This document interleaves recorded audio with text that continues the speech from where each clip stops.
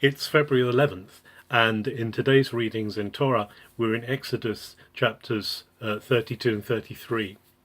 In chapter 32 of Exodus, there's a terrible account of Israel's disobedience to God. While Moses is on the mountain actually communing with God and receiving the instruction from him, receiving the key constitutions of Israel for the future, the people decide that he's taking too long or that he's dead, and they decide they want another expression of God. And they moan and they complain and they call upon Aaron to give them another God.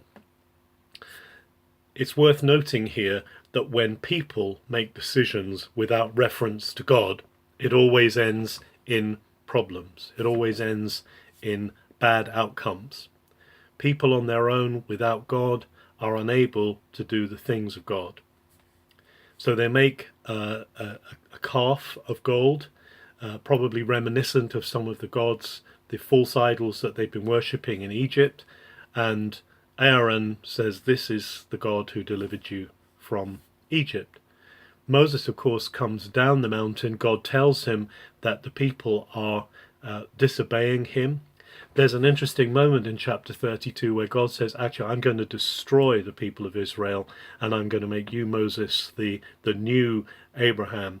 And Moses does something amazing. He appeals to the covenant. He appeals to the covenant obligation of God. And he says, no, you made a promise to Abraham, Isaac, and Jacob that their seed would be as the sand of the seashore. So you can't do this. And God repents, God turns around because Moses holds him to the hesed, to the obligation of the covenant.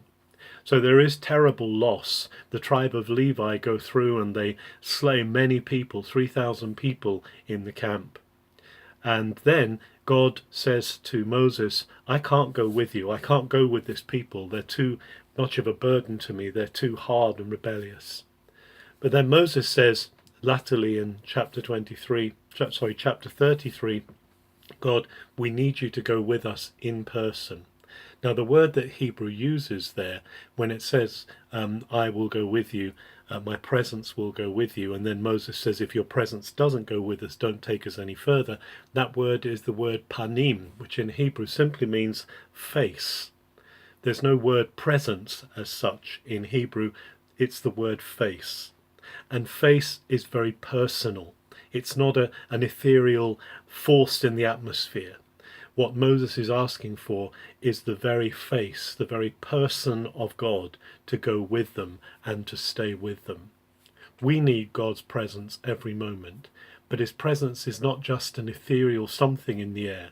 His presence is always his face, is always his person, and he holds us close to his face. We read in this reading that Moses communed with God face to face, and we need his face close to us. So stay close to his face this February the 11th.